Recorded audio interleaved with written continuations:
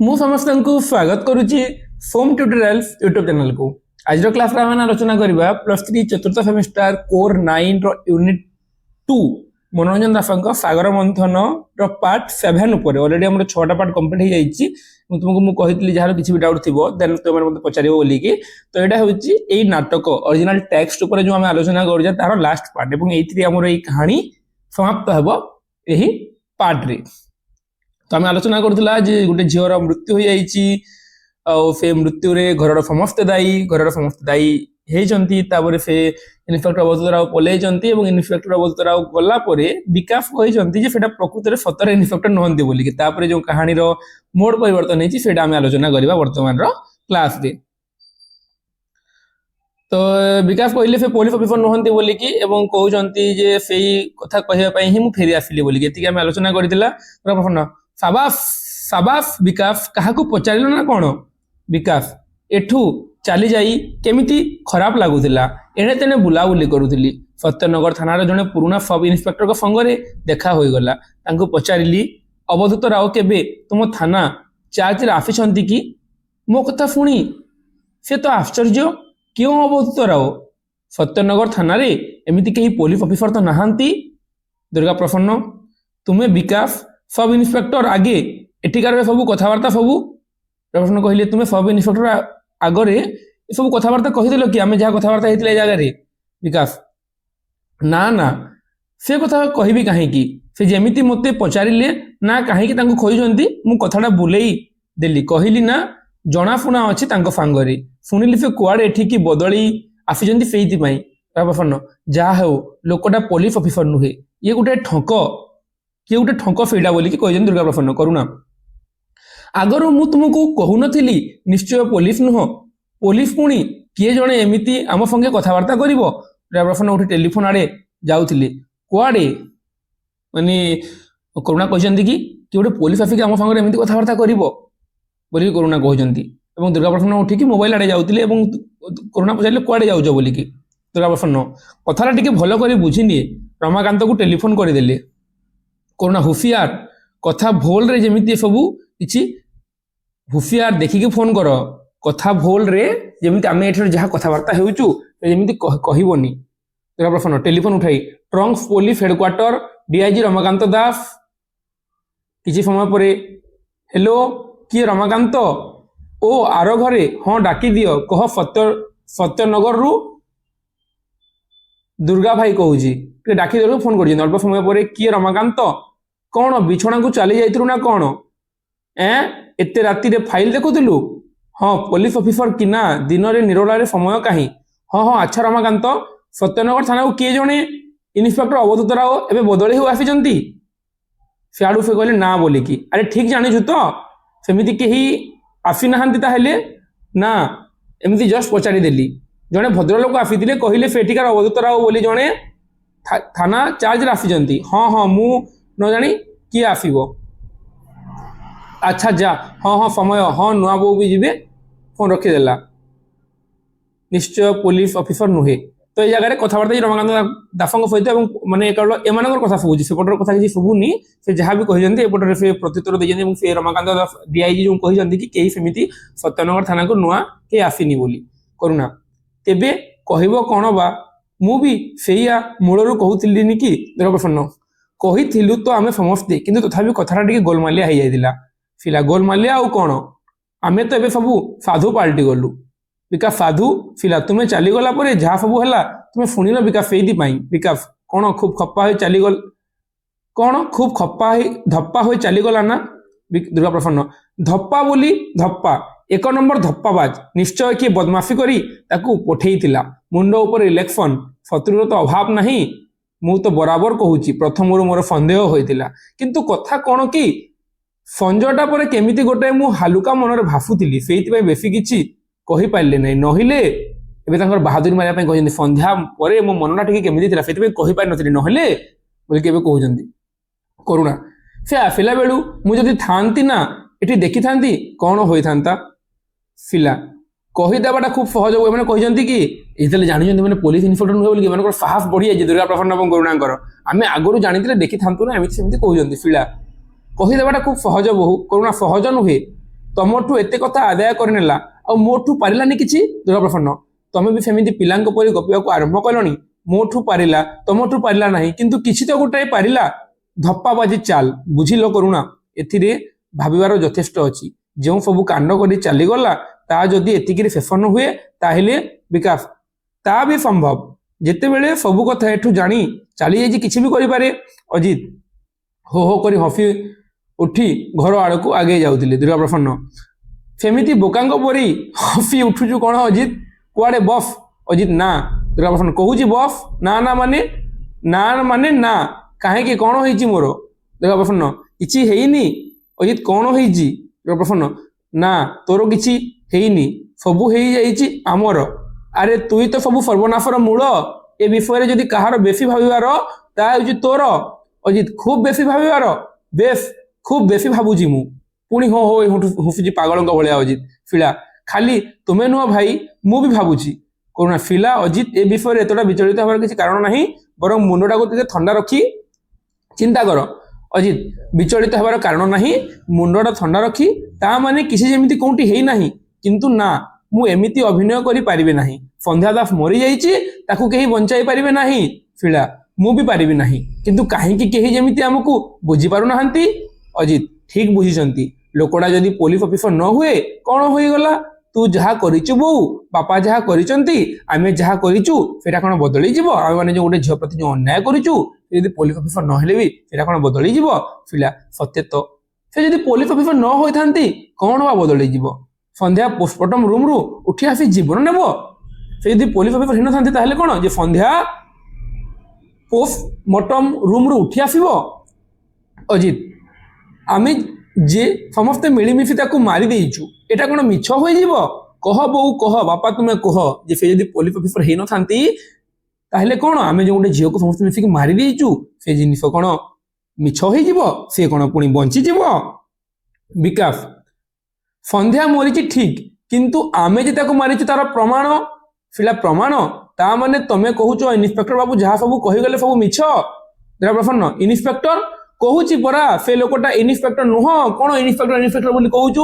ଫିଲା ଆପଣ ଯାହା କହିବାର କୁହନ୍ତୁ, କିନ୍ତୁ ପୋଲିସ କାମ ସେ ଠିକ୍ କରି ଯାଇଛନ୍ତି। ସତ କହୁଛି ବାପା, ସନ୍ଧ୍ୟା ଦାସ ଆମରି ପାଇଁ ଆତ୍ମହତ୍ୟା କରିବାକୁ ବାଧ୍ୟ ହୋଇଛି। ଆମେମାନେ ସମସ୍ତେ ତା ମୃତ୍ୟୁର ଦାୟୀ। ସେ ପୋଲିସ ଇନ୍ସପେକ୍ଟର ମିଛ ହେଇଥାଇ ପାରନ୍ତି, କିନ୍ତୁ ତାଙ୍କର କାମ ଠିକ୍। ସେ ସବୁ ସତ ଜିନିଷକୁ ଠିକ୍ ସେ ଇନକ୍ୱାରି କରିକି ଯାଇଛନ୍ତି। ବିକାଶ ଆମରି ପାଇଁ ନ ହେଇପାରିବି, କାରଣ ସେ ଭଦ୍ରଲୋକ ପୋଲିସ ଅଫିସର ବୋଲି ଯେତେବେଳେ ପ୍ରମାଣ କିଛି ମିଳୁନି, ସେତେବେଳେ ସେ ଭଦ୍ରଲୋକ ପୋଲିସ ଅଫିସର ବୋଲି ଯଦି ପ୍ରମାଣ ମିଳୁନି ତାହେଲେ ସେ ଯାହା କହିଛନ୍ତି ସେଗୁଡାକ ସତ ବୋଲି କିଛି ପ୍ରମାଣ ଅଛି? ଫିଲା କିନ୍ତୁ କଥା ଗୁଡାକ ଯେ ସତ ସେ କଥା ତୁମେ ବେଶୀ ଜାଣିଛ। ମୋଟେ ନୁହେଁ, କଥାଟାକୁ ଭଲ ଭାବରେ ଦେଖିଲେ ଜଣାଯିବ ଯେ ଜଣେ କିଏ ନିଜକୁ ପୋଲିସ ଅଫିସର ବୋଲି ପରିଚୟ ଦେଇ ଏଠି ଆସି ପହଞ୍ଚିଗଲା। ହୁଏତ କୁଆଡୁ କିଛି ଗୋଟାଏ ଦିଟା ଖବର ଯୋଗାଡ଼ କରିଥିଲା, ଆଉ ତାପରେ ବ୍ଲକ୍ ମାରି ଆମ ମୁହଁରୁ 2-4ଟା କଥା ଆଦାୟ କରିନେଲା। ଏଥିରେ କ'ଣ ପ୍ରମାଣ ହୋଇଗଲା ଯେ ଝିଅର ମୃତ୍ୟୁରେ ସଙ୍ଗେ ଆମେ ସମସ୍ତେ ସମ୍ପୃକ୍ତ? ସେଟା ପୋଲିସ ଅଫିସର ନୁହେଁ, ସେ ଗୋଟେ 2ଟା କଥା ଜାଣିକି ଆମ ଘରକୁ ଆସିଥିଲା ଏବଂ ଆମ ମୁହଁରୁ ସେ ସବୁ କଥା ଗୁଡାକ ଆଦାୟ କରିନେଲା। ଫିଲା କ'ଣ ଆଉ ହୋଇଥିଲେ ପ୍ରମାଣ ହୋଇଥାନ୍ତା ବୋଲି ଫିଲା ପଚାରିଛି। ବିକାଶ ସେଇ ଗୋଟେ ଝିଅ ସଙ୍ଗେ ଆମେ ସମସ୍ତେ ଯେ ସମ୍ପୃକ୍ତ ସେ କଥାର ପ୍ରମାଣ କିପରି ହେଲା? ବିକାଶ କହୁଛି ଯୁକ୍ତିଯୁକ୍ତ ଉପସ୍ଥାପନ କରୁଛି ଯେ ଗୋଟେ ଝିଅ ମୃତ୍ୟୁ ଆମେ ସମସ୍ତେ ସମ୍ପୃକ୍ତ। କାହାଣୀ ବନିଗଲା ଯେ ବାପା ଦୁର୍ଗାପ୍ରସନ୍ନ ତାକୁ ବିତାଡ଼ିତ କଲେ ସେବାକୁଟୀର ପ୍ରତିଷ୍ଠାନରୁ, ତାପରେ ତୁମେ ତାହାକୁ ସେଇ ଷ୍ଟୋରରୁ ତାକୁ ମାନେ ବିତାଡ଼ିତ କଲ, ତାପରେ ମୁଁ ତାକୁ ନେଇକି ଆଶ୍ରୟ ଦେଲି, ତାପରେ ସେ ପୁଣି ଗଲା, ତାପରେ ମା ତାକୁ ତାପରେ ଅଜିତାଙ୍କ ସହିତ ଖରାପ ସମ୍ପର୍କ ରଖିଲା, ତାପରେ ନାରୀ କଲ୍ୟାଣ ସମିତିରୁ ମା ତାକୁ କିଛି ସାହାଯ୍ୟ କଲେନି ବୋଲିକି ଏଇ ଜାଗାରେ ବିକାଶ କହିଛି। କିନ୍ତୁ ସେ ଗୋଟେ ଝିଅ କି ସେଇଟା ସେର କିଛି ପ୍ରମାଣ ହେଲା? ଠିକ୍ ତ, ରୁହ ମୁଁ ଟିକେ ଦେଖିନିଏ। ନା ତା ଠିକ୍ ହେଉନି। ଠିକ୍ କଥା, ସେଟା ଠିକ୍ ହଉନି। ତୁମେ ଠିକ୍ କହୁଛ ବିକାଶ ବୋଲି କହୁଛି ଦୁର୍ଗାପ୍ରସନ୍ନ। ଅଜିତ ହଉନି, ଆମେ ଯେ ସବୁ ସ୍ୱୀକାର କରିଛୁ, ଆମେମାନେ ସବୁ ସ୍ୱୀକାର କରିଛୁ। ବିକାଶ ହଁ ସ୍ୱୀକାର କରିଛୁ। ଆମେ ପ୍ରତ୍ୟେକ ଗୋଟିଏ ଲେଖାଏ ଝିଅକୁ ଜାଣୁ, ଆମେ ସମସ୍ତେ ଗୋଟେ ଗୋଟେ ଝିଅକୁ ଜାଣିଛୁ, କିନ୍ତୁ ଆମେ ପ୍ରତ୍ୟେକ ଯାହାକୁ ଜାଣୁ ସେ ଝିଅ ଏକା ଝିଅ। ମାନେ ତମେ ଯାହାକୁ ଜାଣ ଯେ ସେଇ ଝିଅ ମୁଁ ଯାହାକୁ ଜାଣେ କି ଫିଲା ଯାହାକୁ ଜାଣନ୍ତି ସେ ଯେ ଆମେ ସମସ୍ତେ ଗୋଟେ ଗୋଟେ ଝିଅକୁ ଜାଣିଛୁ। ସମସ୍ତଙ୍କ ଜୀବନରେ ଏମିତି ଗୋଟେ ଗୋଟେ କାଣ୍ଡ ଘଟିଛି, କିନ୍ତୁ ସେ ସବୁ ଗୋଟେ ଝିଅ କି यार किसी ग्यारंटी अच्छी ଏବେ ସବୁ ଜଣେ ଝିଅ ବୋଲି କି ସମସ୍ତେ ଟିକେ ବିଚଳିତ ହୋଇ ଗଲା ପରି ଜଣାଗଲେ। ବିକାଶ ନିଜ ବିଶ୍ଳେଷଣରେ ଉତ୍ସାହିତ ହୋଇ ଯେପରି ଗୋଟେ ବିଜୟ ହାସଲ କରିଛନ୍ତି। ଏଇ ଆପଣ ନିଜ କଥା ଦେଖନ୍ତୁ ତ ମଉଫା, ରେବା ଦାସ ନାଁରେ ଗୋଟେ ଝିଅକୁ ଆପଣ ସେବା କୁଟୀର ଶିଳ୍ପ ପ୍ରତିଷ୍ଠାନରୁ ବାହାର କରିଦେଲେ। ସେ କଥା ଆପଣଙ୍କର ମନେ ନଥିଲା? ଆପଣଙ୍କର ମନେ ପକେଇ ଦେବାକୁ ସେ ଆପଣଙ୍କୁ ଗୋଟେ ଫଟୋ ଦେଖେଇଲା, ଆପଣ ଚିହ୍ନି ପାରିଲେ? ଏଇଆ ଆପଣ କହୁଛନ୍ତି ତ? ଆପଣ ଜାଣିନଥିଲେ ଆପଣଙ୍କ କୁଟୀରରୁ ଜଣକୁ ବିଦା କରାଯାଇଥିଲା ବୋଲିକି, ଆପଣଙ୍କୁ ସେ ଗୋଟେ ଫଟୋ ଦେଖେଇଲା, ଆପଣ ତାକୁ ଦେଖିଲେ ଆଉ ହଁ କହିଲେ, ଏଇଆ ତ ଦୁର୍ଗା ପ୍ରସନ୍ନ? ହଁ, କିନ୍ତୁ ତାପର ବିକାଶ, ତାପରେ ସେ ହୁଏତ କେଉଁଠୁ ଖବର ପାଇଛି ଯେ ଭେରାଇଟି ଷ୍ଟୋରରୁ ଗୋଟେ ଝିଅର ଚାକିରି ଯିବା ପାଇଁ ଫିଳା ଦାୟୀ। ତାପରେ ଆପଣ ତାକୁ ଯୋଉ ଖେଳିଛନ୍ତି ସେ ଗୋଟେ ଫଟୋ ଆପଣଙ୍କୁ ଦେଖେଇଲା, ତାପରେ ସେ ଆଉ ଗୋଟେ କୌଣସି ସୂତ୍ରରୁ ଖବର ପାଇଛି ଯେ ଏଇ ଯୋଉ ପାଖରେ ଯୋଉ ଭେରାଇଟି ଷ୍ଟୋର ଅଛି ସେଥିରେ ଗୋଟେ ଝିଅର ଚାକିରି ଯାଇଛି ଏବଂ ସେଇଥିପାଇଁ ଫିଳା ଦାୟୀ। ବେଶ ଦିଟା ଯାକ ଘଟଣାକୁ ଏକାଠି ଯୋଡ଼ି ଆରମ୍ଭ କରିଦେଲା ଆପଣ ଚାକିରିରୁ ବାହାର କରିଦେଇଛନ୍ତି ଯେଉଁ ରେବା ଦାସକୁ, ସେଇ ହେଉଛି ଭେରାଇଟି ଷ୍ଟୋରର ସେଇ ଝିଅ।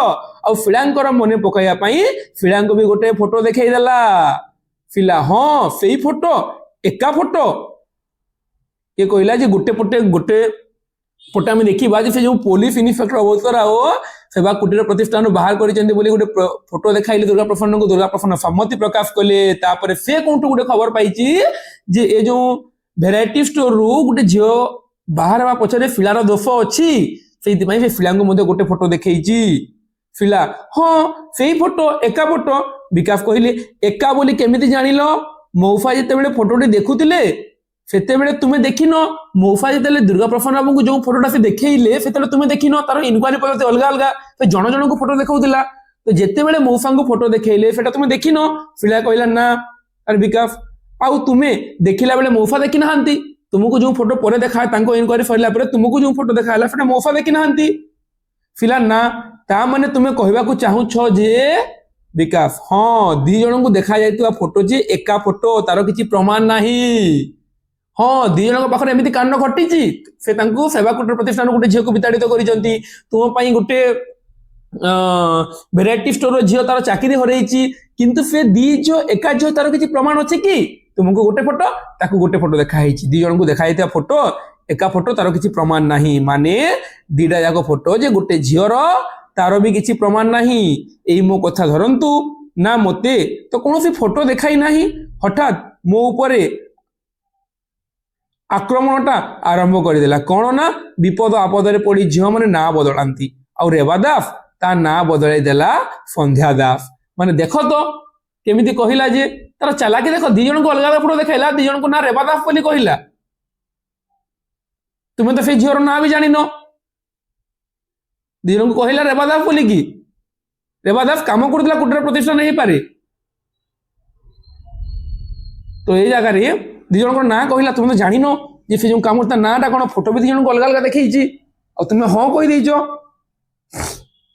ତାପରେ ଦି ଜଣଙ୍କୁ ଦେଖାଇ ଫେରିଲା। ତାପରେ ତୃତୀୟରେ ଦେଖ ତ, ମତେ କହିଲା କି ବିପଦ ଆପଦ ପଡ଼ିଲେ ଝିଅମାନେ ନାଁ ବଦଳାନ୍ତି, କଥାଟା ଚେଞ୍ଜ କରିଦେଲା। ବିପଦ ଆପଦ ତା ଜୀବନରେ ଗୋଟେ ଭିନ୍ନ ମୁଡ୍ ହେଲା, ସେ ତାର ନାଁ ବଦଳେଇ ଦେଲା। ତା ନାଁ ବଦଳେଇ ଦେଲା ସନ୍ଧ୍ୟା ଦାସ। ମାନେ ସନ୍ଧ୍ୟା ଦାସ ବୋଲି ଗୋଟେ ଝିଅକୁ ମୁଁ ଜାଣିଥିଲି, ତେଣୁ ହଠାତ୍ ଆଉ କିଛି ଭାବି ନ ପାରି ମୁଁ ହଁ ମାରିଦେଲି। ବିକାଶ କହିଲା କି ଦେଖ, ତମକୁ ଦି ଜଣଙ୍କୁ ଦେଖେଇଲା, ତା ସହିତ ମୋ ନାଁ ବି ଯୋଡ଼ି ଦେଲା। ମୁଁ ଆଗରୁ ସନ୍ଧ୍ୟା ଦାସ ନାମ ଗୋଟେ ଝିଅକୁ ଜାଣିଥିଲି, ତାକୁ ଆଶ୍ରୟ ଦେଇଥିଲି, ତେଣୁ ତା ଫଟୋ ମୁଁ ଆଉ ଦେଖିନି, ମୁଁ ହଁ କରିଦେଲି। ତା ନାଁ ବଦଳି ସନ୍ଧ୍ୟା ଦାସ ହେଇଛି, ମୁଁ ତା ନାଁ ସନ୍ଧ୍ୟା ଦାସ, ତେଣୁ ହଁ କହିଦେଲି। ମାନେ ସେଟା ଗୋଟେ ଝିଅ ବୋଲି କଣ ପ୍ରମାଣ ହେଇଗଲା? ଦୁର୍ଗା ପ୍ରସନ୍ନ ହଁ ସତ୍ୟ ତ, ରେବା ଦାସ ଯେ ସନ୍ଧ୍ୟା ଦାସ, ତାର କିଛି ପ୍ରମାଣ ନାହିଁ, ଦି ଜଣ ଯାକ ଏକା ବୋଲି ସେ ମୁହଁରେ କହିଦେଲା, ଆଉ ଆମେ ସେଥିରେ ବିଶ୍ୱାସ କରିଗଲୁ। କିନ୍ତୁ ଏବେ ତ ଜଣାଯାଉଛି ଲୋକଟା ମସ୍ତ ଜାଲିଆତ, ତାର ସବୁ କଥା ଯାକ ମୂଳରୁ ଶେଷ ଯାଏ ମିଛ ହୋଇପାରେ। ବିକାଶ ହୋଇପାରେ ନୁହଁ, ନିଶ୍ଚୟ ମିଛ। ଆଚ୍ଛା, ମୁଁ ଚାଲିଯିବା ପରେ ଆଉ ସବୁ କଣ ହେଲା? ତାପରେ କଣ ହେଲା? ତା କଥାବାର୍ତ୍ତାରେ ଭୟ କରିଗଲେ। କରୁଣା, ଅଜିତ ଘରୁ ଚାଲିଯିବା ଶୁଣି ମୁଁ ବିଚଳିତ ହୋଇ ପଡ଼ିଲି। ତାପର ସେ ଲୋକଟା ପୁଣି କଣ କହିଲା ନା, ଯଦି ସେ ଫେରି ନ ଆସେ ନିଜେ ଯାଇ ଅଜିତକୁ ବାହାର କରିବ, ନିଜେ ଯାଇ ଅଜିତକୁ ବାହାର କରିବ। ଓ ସେତେବେଳେ ଯଦି ତା କଥାବାର୍ତ୍ତା ଭଙ୍ଗୀଟା ଦେଖିଥାନ୍ତ ନା, କି କଡ଼ା କଡ଼ା କଥା, ଏତେ ନର୍ଭସ ତ ହେବା କଥା। ଏତିକି ବେଳେ ସେ ହଠାତ୍ କହି ପକେଇଲା, 2 ସପ୍ତାହ ତଳେ ସନ୍ଧ୍ୟା ଦାସ ସାଙ୍ଗେ ମୋର ଦେଖା ହୋଇଛି। ଗଲା ପରେ କଣ ହେଲା ଯେତେବେଳେ ବିକାଶ ପଚାରିଲେ, କହିଛନ୍ତି କି 2 ସପ୍ତାହ ଆଗେ ମୋର ଦେଖା ହେଇଛି ବୋଲି ପଚାରିଲା କରୁଣାଙ୍କୁ, 2 ସପ୍ତାହ ଆଗରୁ ତୁମ ସହିତ ଦେଖା ହେଇଥିଲା କି ବୋଲି। ଦୁର୍ଗା ପ୍ରସନ୍ନ ମୁଁ ବି ଠିକ ବୁଝିପାରୁନି, କାହିଁକି ତୁମେ ହଁ କରିଦେଲ? ସାହାଯ୍ୟ ପାଇଁ ଯେଉଁ ଝିଅଟି ତୁମ ନାରୀ କଲ୍ୟାଣ ସମିତିକୁ ଯାଇଥିଲା, ସେ କଣ ସନ୍ଧ୍ୟା ଦାସ ପରେ ନିଜର ପରିଚୟ ଦେଇଥିଲା? କରୁଣା ନା, କହିଲି ତ ଏଣେ ତ ଅଜିତ ପାଇଁ ଦୁଶ୍ଚିନ୍ତା। ଏବେ ଅଜିତ ବାହାରକୁ ଯାଇଥିଲା, ଅଜିତକୁ ଖୋଜିବି ବୋଲି କହୁଥିଲେ, ତା ପାଇଁ ଚିନ୍ତାରେ ଥିଲା। ଉପରେ ହଠାତ୍ ଏମିତି ପଚାରି ବସିଲା, କିଛି ନ ଭାବି ମୁଁ ଭୁଫ୍ କରି ହଁ କହି ପକେଇଲି। କାରଣ ଜାଣିନାହାନ୍ତି ଯେ ଫେବାକୁଟିର ପ୍ରତିଷ୍ଠାନ ବିତାଡ଼ିତ ହେଲା। ଭେରାଇଟି ଷ୍ଟୋରକୁ ଗଲା ପରେ ସେ ଯୋଉ ଝିଅଟା ସାହାଯ୍ୟ ପାଇଁ ଯେ ଯାଇଥିଲା ନାରୀ କଲ୍ୟାଣ, ତା ନାଁ ସନ୍ଧ୍ୟା ଦାସ ବୋଲିକି ଜାଣିନାହାନ୍ତି, ଆଉ ହଁ କହିଦେଇଛନ୍ତି। କରୁଣା ତାଙ୍କୁ ଫଟୋ ବି ଦେଖା ହେଇନି, କେବଳ ଗୋଟେ ଝିଅ ଯାଇଛି ତାଙ୍କ ପାଖକୁ ସାହାଯ୍ୟ ପାଇଁ, ସେ ସନ୍ଧ୍ୟା ଦାସ ପାରେ ଆଉ କିଏ ବି ହେଇପାରେ, ତାର ଫଟୋ ବି ଦେଖି ନାହାନ୍ତି, ଏ ହଁ କହିଦେଇଛନ୍ତି। କିନ୍ତୁ ବୋଉ ତୁ ତ ଏ କଥାଟା କହୁନୁ ଯେ ତା ଆଗରୁ ଯେ ତୋତେ ଫଟୋଟା ଦେଖେଇଥିଲେ ଆଉ ତୁ ତାକୁ ଚିହ୍ନି ପାରିଥିଲୁ।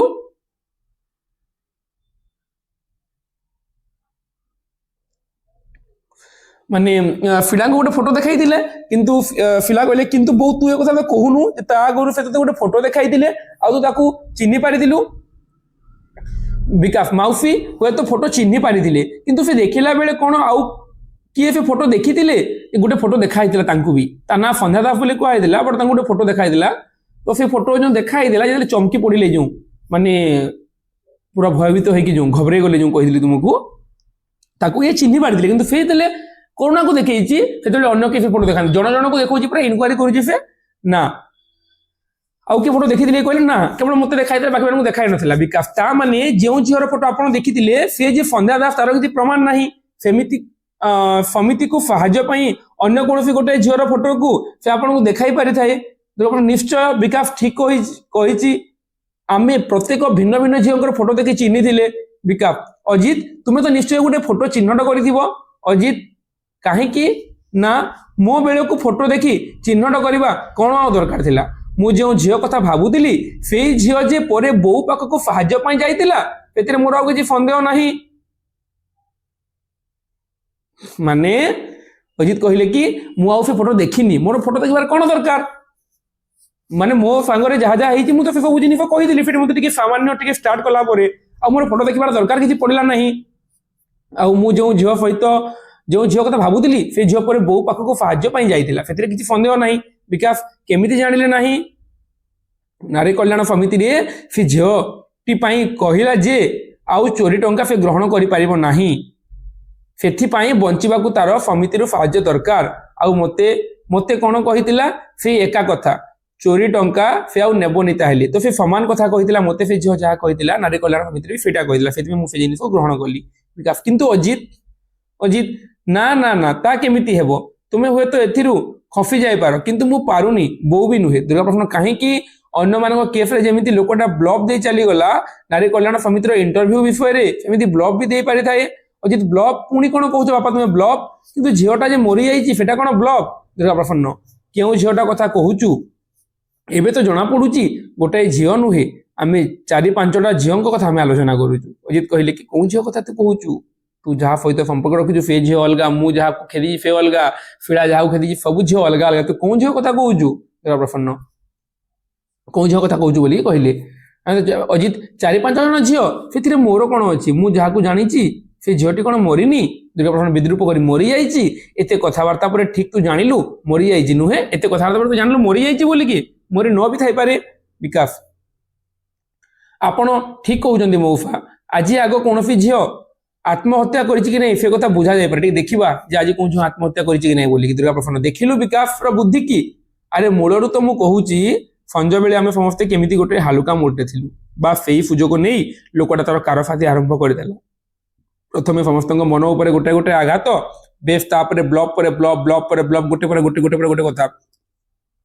ଗୋଟାଏ ଝିଅ ଡାକ୍ତରଖାନାରେ ମରିଯାଇଛି, ସେ ପୁଣି ମରିଛି କାର୍ବୋଲିକ ଏସିଡ୍ ଖାଇ ଆତ୍ମହତ୍ୟା କରି। ମଲା ବେଳକୁ ଭାରି ଯନ୍ତ୍ରଣା। ଅଜି ଥାଉ ବାପା, ଖୁବ ହୋଇଛି, ଗୁଡ଼େଇ ଗୁଡ଼େଇ ହୋଇ ଅନେକ ଥର ସେ କଥାକୁ କହି ସାରିଲଣି। ଦୁର୍ଗା ପ୍ରସନ୍ନ ପୁଣି ନର୍ଭସ୍ ଲାଗୁଛି ତ, କ'ଣ କହିଛି ଲୋକଟା? ଠିକ ଏଇ କଥା କହିଥିଲା ତ, ଠିକ ଏଇ ଟ୍ରିକ୍ ପ୍ରଥମେ ସମସ୍ତଙ୍କୁ ନର୍ଭସ୍ କରିଦେଲା, ତାପରେ ପ୍ରଶ୍ନ ପରେ ପ୍ରଶ୍ନ, ଆମେ ସମସ୍ତେ ସେଥିରେ ଭାସିଗଲୁ। ଯାହା ହେଉ ଆମ ସମସ୍ତଙ୍କୁ ବୋକା ବନେଇ ଦେଇ ଚାଲିଗଲା, କିନ୍ତୁ ଅଜିତ ଠିକ ବୋକା କରି ଚାଲିଗଲା ଆମକୁ। ତା ମାନେ ସବୁଟା ତାର ଅଭିନୟ। ଝିଅଟା ନିଶ୍ଚୟ ମରିନି, ଝିଅଟା ନିଶ୍ଚୟ ମରିନି, ନିଶ୍ଚୟ ମରିନି, ମିଛ। ବିକାଶ ସତ୍ୟନଗର ସବ୍ ଇନ୍ସପେକ୍ଟରଙ୍କ ସଙ୍ଗେ ଦେଖା ହୋଇଥିଲା ପରେ ପୋଲିସ କଥାଟା ଯେମିତି ମିଛ ହୋଇଗଲା, ସେମିତି ସମସ୍ତଙ୍କର ଦେଖିଥିବା ଫଟୋ ଯେ ଗୋଟେ ଗୋଟେ ଝିଅର ସେ କଥା ହିଁ ମିଛ। ଫଳରେ ନୋ ସ୍କାଣ୍ଡାଲ, ସେଟା ଲୋକଲୋଚନକୁ ସେ କଥା ଆଉ ଆସିବନି। ସବୁ ଆମେ ଯୋଉ ଆମ ସମସ୍ତଙ୍କୁ ଦେଖା ହେଇଛି ସବୁ ଝିଅ ମିଛ, ପୋଲିସ ଇନ୍ସପେକ୍ଟର ମଧ୍ୟ ମିଛ ଥିଲା। କିନ୍ତୁ ବାପା ଆତ୍ମହତ୍ୟା से कथा कौन मिछ विकास मिछ कि सत बुझीदेले जना पड़िबो कोठू फिला कहला कोठू विकास डाक्तरखाना को टेलीफोन करी कोना किंतु विकास एते राति डाक्तरखाना को विकास से कौन अच्छी हेलो विकास फोन कर डाक्तरखाना को हेलो जनरल हॉस्पिटल इमरजेंसी विकास चौधरी कहूची हाँ उमाशंकर एंटरप्राइजेस विकास चौधरी देखंतु खूब विपद पड़े आपन को रातिटारे टेलीफोन करने को बाध्य हली डाक्तरखाना को आज उपर बेला बा संज बेले कार्बोलिक एसिड खाई गोटे झील आसी कि शुणिली डाक्तरखाना मरी जाइए सियाड़ू माने से कही कि बुझिक कह अपेक्षा करी समय अन्य मैंने खूब विचलित हो पड़ते दुर्गा प्रसन्न कपाड़ बारंबार झाल पोची नौ शिला प्राय कंपु थाए अजित असहाय अवस्था हाथ गुड़ाक मुठा करूँ हेलो हाँ ठीक कहते तो अच्छा अच्छा धन्यवाद 3 दिन भीतर डाक्तरखाना कई झील मरी ना कार्बोलिक एसिड खाई कहीं डाक्तरखाना भर्ती होना सुइसाइड केस मासक भितर से पाई ना मासक भितर से सुइसाइड केस पाई ना 3 दिन भीतर कहीं कार्बोलिक एसिड खाई मरीनी हेला एबे मिलीगला प्रमाण ओ लोकटा कि धप्पाबाजी करी चलीगला करुणा सी तो चलीगला तुम्हें जे आगर एत कहूल तुम्हें कौन कर पकईल विकास जो को बोली तुम्हें तो बहुत कथा कहूल तुम्हें कौन कर पकईल विकास थिले बोली सिना समस्यार समाधान बाहरिला विकास थिली बोली नुहे मौसी मझे बाहर को चलीगली कि ना ठंडा मनरे कथा को भाविली नईले एठी हुए तो शुणिल एठी हुए तो माने तुम्हें जे कहल कौन मु करी पकाइली अरे हठात कौन बा करी पकई था जानुच मुंड उपर इलेक्शन शत्रुपक्ष अनाई बसी ए सबू नहीं जदि स्कांडाल हुए जा हो अरे फिला मुहटा पुणी केमिति काहे करी बसीचु अरे ये सबू से कथारे अच्छी आ कौन से सबू कथा शेष हो जाइए फिला शेष हो जाइए आउ किछि नाही तामाने हमर दुखित हबार किछि नाही शिखिबार किछि नाही आमे जेमिति आगे थिलु सेमिति व्यवहार करूतिलु तार परिवर्तन हमर किछि हेबो नाही कोना की परिवर्तन तू चाहू फिला काहे कि सेमिति ठीक चलिबो नाही जे फिला कोन कहिलु बो इन्स्पेक्टर जीए हे आसी थांतु ना काहे कि से आसवा परे जहा सब घटिला तापरे कहूचु आमे ठीक सेमिति पुना बाटरे चलिबु दुर्गा प्रसन्न ता माने तू अलगा तू से बाटरे चलिबु नाही फिला ना कारण किछि मु भूली पारिनी तांकर से चेहरा से भंगी कंठरे से संकेत अथच किछि जेमिति तुम मानकर हेनी सते जे कोन तुमे माने ओ तुमर अभिनय मते भलो लागुनी भारी भलो लागुची दुर्गा प्रसन्न भलो लागुनी जदि बिछणा रे जाई सोई पड़ एमिति नर्वस होई किछि लाभ नै करूना से मानक ऊपर एमिति चिडुचु काहे कि जे खाइबा परे बेसी समय एमिति बसी रही पिला गुडा क्लांत होई पडिचंती गलो सोई पड़िबो टिके उठिले काली सकाळु ठीक हेइ जिवो पिला ठीक हो ताने किसी घटनी सब ठीक अच्छी प्रसन्न सब ठीक अच्छी अरे एबे तो से कथा गुड़ाक एमती हसिक उड़ाई देवा पड़ो बाजे कथा किसी नुहे से गुड़ाक बरं तू से मुदीटा विकास टू नहीं पिन तो देखू सब ठीक हो कहते तू से मुदी जो विकास को फेरई नहीं कि तो पिन सब ठीक हो जना पड़ा से लोकटा मिछुआ बोलिक से पुलिस इन्स्पेक्टर नुहे समस्त को देखाई देवा फोटो गुड़िक अलग अलग डाक्तरखाना कौन झील मरेनी सब मिछ बोली बर्तमान जना पड़ा विकास सब ठीक हो फिला धर मुदीटा फिला ना थाऊ एबे नुहे मत आहरी भाविया पड़ो तुम्हें केमिति सब भूली जाऊच जे मु तो भूली पारुनी से जो कथा गुड़ाक आम निजे निजे मानि जाइचु से गुड़ाक आम भाग्य भल से गुड़ाकर करुण परिणति होइनी किंतु होइथिले तो होई पारि थांता दुर्गा प्रसन्न आउ होई पारि थांता होई नाही सब बदली जाइछि समय आउ नाही अवतर आउ जेमिति अंगूठी देखाई अवतराव जमी मैंने आगुरी आंगुठी देखते पुलिस अभिनय करके आंगुठी देखी किए दुर्गा प्रसन्न कहते मन रखु मृत्यु आप प्रत्येकता को आगे नहीं आपड़ कौन कर मन रखु मिसेस पट्टनायक मन रखु मनीष जदि भूली जाए महाशिक्षा ताहले से दिन आउ बेसी डेरी ना जिते शिखा पड़ो निआर कुंडली भितर रक्तर प्लावन भितर आउ निर्मम वेदनार आर्तनाद भितर हा हा हा हा मन रही तो करुणा तुमर हा हा बोले हसी हसी जगार कही दुर्गा प्रसन्न करुणा आपण चुप करंतु मो धैर्यर सीमा अच्छी दुर्गा प्रसन्न हा हा तुमर विकास विकास मो इनक्वारी पद्धति भिन्न थरके जड़े मैंने कथा को लेकिन अभिनय कर खतरनाक कहते दुर्गा प्रसन्न आंगुठी देखिए कहते अवधूत राव बोलिया मन रखु मृत्यु आप प्रत्येकता को आगे नहीं आगु किए कहते जे अवधूत राव कहते से जिन कपी करके दुर्गा प्रसन्न तार अभिनय सत जना पड़ जाइए अभिनय कहते आंगुठी देखिए मन रखु मृत्यु आप प्रत्येकता को आगे नहीं कौन आप मन रखु मिसेस पट्टनायक मन रखु आप भूली जाए मनुष्य जदि भूली जाए महाशिक्षा ताहेले से दिन आ बेसी डेरी नाही जेतेबेले ताको ଏହା ଶିଖିବାକୁ ପଡିବ ନିଆର କୁଣ୍ଡଳୀ ଭିତରେ ରକ୍ତର ପ୍ଲାବନ ଭିତରେ ଆଉ ନିର୍ମମ ବେଦନାର ଆର୍ତ୍ତନାଦ ଭିତରେ ମନେ ରହିଛି ତ କରୁଣା ତୁମକୁ କଣ କହିଥିଲା ଇନ୍ସପେକ୍ଟର ବୋଲିକି ହସୁଛନ୍ତି ଦୁର୍ଗା ପ୍ରସନ୍ନ। କରୁଣା ଆପଣ ଚୁପ୍ କରନ୍ତୁ, ମୋ ଧୈର୍ଯ୍ୟର ସୀମା ଅଛି। ଦୁର୍ଗା ପ୍ରସନ୍ନ ବିକାଶ ତମର ମନେ ଅଛି କଣ କଣ କହିଥିଲେ ଇନ୍ସପେକ୍ଟର ଅବଧୂତ ରାଓ? ବିକାଶ ମୋ ଇନକ୍ୱାରି ପଦ୍ଧତି ଭିନ୍ନ, ଥରକେ ଜଣେ। ଦୁର୍ଗା ପ୍ରସନ୍ନ ଥରକେ ଜଣେ? କିନ୍ତୁ ତୁ କିଛି କହୁନୁ ଯେ ଫିଳା ତୁମର ଏ କଥାବାର୍ତ୍ତା ଶୁଣି ମତେ କେମିତି ଭୟ ଲାଗୁଛି। ଦୁର୍ଗା ପ୍ରସନ୍ନ ତାପରେ କହିଲି ତ ଭୟ କଟି ଯାଇଛି, ଆଉ ଭୟ କଣ? ଦେଖୁଛ କରୁଣା ଆଜିକାଲି ଏ ପିଲାଙ୍କ ଢଙ୍ଗ ଦେଖୁଛ, ଏତେ ବଡ ଗୋଟେ ମଜାର କଥା ଘଟିଲା ଅଥଚ ମଜାଟାର ତାର ଏମାନେ ଧରି ପାରିଲେ ନାହିଁ। କିଛି ନ ଜାଣି ମନକୁ ମନ ସବ ଜାଣତା ହୋ ହୋ କରି ହସି ଉଠିଲେ। ଏଇ ହସିବା ଭିତରେ ରିସିଭରଟା ଉଠାଇ ଦେଲେ। ହଠାତ୍ ହସ ବନ୍ଦ, ମାନେ ସବୁ ହସୁଥିଲେ ତାପରେ ହସ ବନ୍ଦ, ମୁହଁରେ ଆତଙ୍କ। ଏଠିକି କିଏ ଗୋଟେ ଫୋନ କଲା, ତାକୁ ସେ ଉଠେଇ ଦେଇଛନ୍ତି ଏବଂ ତାପରେ ମୁହଁରେ ଆତଙ୍କ ଦେଖା ଦେଇଛି ଦୁର୍ଗା ପ୍ରସନ୍ନଙ୍କର। ଏଠିକି ରିସିଭରଟା ରଖିଦେଇ ପଛକୁ ଫେରି ଆସି ବସି ପଡ଼ିଲେ। ଅଜିତକୁ ଛାଡ଼ି ଅନ୍ୟମାନେ ତାଙ୍କୁ ଅର୍ଦ୍ଧବୃତ୍ତ କରି ଘେରି ଯାଇଛନ୍ତି। ସତ୍ୟନଗର ଥାନାରୁ ଟେଲିଫୋନ ଆସିଥିଲା, ଏଇ ମାତ୍ର ଗୋଟିଏ ଝିଅ ମରିଯାଇଛି, କାର୍ବୋଲିକ ଏସିଡ୍ ଖାଇ ଡାକ୍ତରଖାନାକୁ ଆସିଥିଲା। ମାନେ ଆତ୍ମହତ୍ୟା। ଥାନାରୁ ଜଣେ ପୋଲିସ ଇନ୍ସପେକ୍ଟର ଆସିବେ, ଆମକୁ କେତେଟା ପ୍ରଶ୍ନ ପଚାରିବେ, ମାନେ ଇନକ୍ୱାରି। ଅପରାଧୀ ପରି ଭୟ ସେ ମୁହଁ ତଳକୁ କରିନେଲେ। ରଙ୍ଗମଞ୍ଚ ଅନ୍ଧକାର ହେଇଗଲା। ଯେ ଏବେ ସେମାନେ ସବୁ ଦେଖିଲେ ଯେ ମାନେ କିଛି ହେଇନି, ସବୁ ପଚରାପୁଚରି କଲେ, ମାନେ କଥାବାର୍ତ୍ତା ହେଲେ, ପଚରାପୁଚରି କଲେ, କିଛି ହେଇନି। ତାପରେ ଫୋନଟା ଆସିଲା ରିସିଭରଟା ରଖିକି ଏବଂ ଅଜିତକୁ ଛାଡ଼ିକି ମାନେ ସତ୍ୟନଗର ଥାନାରୁ ଟେଲିଫୋନ ଆସିଲା ଯେ ଏଇ ମାତ୍ର ଗୋଟେ ଝିଅ ମରିଯାଇଛି, ଏବେ ବର୍ତ୍ତମାନ ଗୋଟେ ଝିଅ ମରିଯାଇଛି କାର୍ବୋଲିକ ଏସିଡ୍ ଖାଇକି ଡାକ୍ତରଖାନାକୁ ଆସିଥିଲା, ମାନେ ଆତ୍ମହତ୍ୟା। ଥାନାରୁ ଜଣେ ପୋଲିସ ଇନ୍ସପେକ୍ଟର ଆମକୁ କେତେଟା ପ୍ରଶ୍ନ ପଚାରିବେ, ମାନେ ଇନକ୍ୱାରି। ଏବଂ ଅପରାଧୀ ପରି ଭୟରେ ସେ ମୁହଁ ତଳକୁ କରିନେଲେ ଏବଂ ରଙ୍ଗମଞ୍ଚ ଅଧଙ୍କାର ହେଇଗଲା। ତ ଏତିକିରେ କାହାଣୀ ସରିଯାଉଛି। ଆଉ ବୋଧେ ଏଇ ସାଗର ମନ୍ଥନର ପାର୍ଟ 2 ବି ରିଲିଜ ହେବା କଥା, କାହିଁକିନା ପାର୍ଟ 1ରେ ରହିଯାଇଛି ଏବଂ ସବୁ ଜିନିଷ ମାନେ ଜାଣିଛନ୍ତି ମିଛ ବୋଲିକି। ତାପରେ ଯୋଉ ଦେଇଛନ୍ତି ରିସିଭରଟା ଦେଖିକି ପଛକୁ ଅନାଇଲେ ଅଜିତକୁ। ତ ଏଇଟା କେବଳ କାହାଣୀରେ ମାନେ ଚମତ୍କାରିତା ସୃଷ୍ଟି କରିବା ପାଇଁ, ଲୋକଙ୍କୁ କନଫ୍ୟୁଜ ରଖିବା ପାଇଁ ଆଉ କଣ ହେଇଛି ବୋଲିକି। ବଟ୍ ତୁମର ଏତିକିରେ କାହାଣୀଟା ସରିଯାଉଛି ବୋଲିକି ତୁମେ ମାନେ କହିବ ଯେ ସବୁ ଜିନିଷ ମିଛ ବୋଲିକି। ଆଉ ଏଇଟାକୁ ନେଇକି ସାଗର ମନ୍ଥନ ନାଟକଟି ରଚିତ ହେଇଛି ଏବଂ ତୁମକୁ ମୁଁ ଷ୍ଟାର୍ଟିଂରେ ବୁଝେଇଥିଲି। ଏବଂ ଆଉ ଗୋଟେ ପାର୍ଟରେ କୋଉ ଟାଇପର କ୍ୱେଶ୍ଚିନ୍ ତୁମର ଆସିପାରେ ଏବଂ ଏହାକୁ ବିଷୟବସ୍ତୁକୁ ନେଇକି ଆଲୋଚନା ହେଇଛି ଗୋଟେ ଅଧେ, ସେଇଟା ମୁଁ ତୁମମାନଙ୍କୁ ବୁଝେଇଦେବି। ତ ଆଶା କରୁଛି 7ଟି ପାର୍ଟରେ ଆମେ ଯୋଉ ନାଟକ ଉପରେ ଆଲୋଚନା କଲା ସମସ୍ତେ ବୁଝିପାରୁଥିବ ବୋଲିକି। ଗୋଟେ ନାଟକକୁ ମାନେ ପଢିକି ବୁଝେଇବା 118 ପେଜର ନାଟକ ଥିଲା ଏବଂ ମାତ୍ର 7 ଦିନ ହଉଛି ତୁମର ମୁଁ ପେପର 9 ଆରମ୍ଭ କରିବାର। 7 ଦିନ ବି ହଉନି, 6 ଦିନ ବୋଧେ ହଉଛି, 6 ଦିନ ହଉଛି ତ ପେପର 9 ଆରମ୍ଭ କରିବାର। ଏବଂ ସେଇ ଭିତରେ ମୁଁ ୟୁନିଟ୍ 1 ର ବାବାଜୀ, ୟୁନିଟ୍ 2 ର ସାଗର ମନ୍ଥନ ଏବେ କମ୍ପ୍ଲିଟ୍ ହେଇଯିବ ଏବଂ ୟୁନିଟ୍ 3 ର କୋକୁଆ ଆଗରୁ ଅପଲୋଡ କରାହେଇଛି। 3ଟା ୟୁନିଟ୍ ଅଲରେଡି ତୁମର କମ୍ପ୍ଲିଟ୍ ହେଇଗଲାଣି। କିମ୍ବାରେ ଯୋଉ ଜିନିଷ ଗୁଡ଼ିକ ଅଛି ସେଟା ମୁଁ ପରେ ପଢେଇବି। ଫାର୍ଷ୍ଟ 4ଟା ୟୁନିଟ୍ ସାରିକି ତାପରେ ଆମେ ପେପର 8 ଆଉ 10 କୁ ବି ଟିକେ ଦେଖିବା, କାହିଁକିନା ପେପରକୁ ତ ସବୁ ପେପରକୁ ଛାଡ଼ି ପାରିବାନି ନା। ତ ସେଇଥିପାଇଁ ଆଉ ତୁମର ଯାହା ବି ଡାଉଟ୍ ରହିଥିବ ମୋତେ ତୁମମାନେ କମେଣ୍ଟ ମାଧ୍ୟମରେ ପଚାରି ପାରିବ। ଭିଡ଼ିଓଟିକୁ ଶେଷ ପର୍ଯ୍ୟନ୍ତ ଦେଖିଥିବାରୁ ଏବଂ 7ଟି ପାର୍ଟ କମ୍ପ୍ଲିଟ୍ କରିଥିବାରୁ ସମସ୍ତଙ୍କୁ ହୃଦୟରୁ ଧନ୍ୟବାଦ। ଜୟ ଜଗନ୍ନାଥ, ଜୟ ମା ସମଲେଇ। ପୁଣି ଦେଖା ହେବା ଆମେ ଆଗାମୀ ଭିଡ଼ିଓରେ।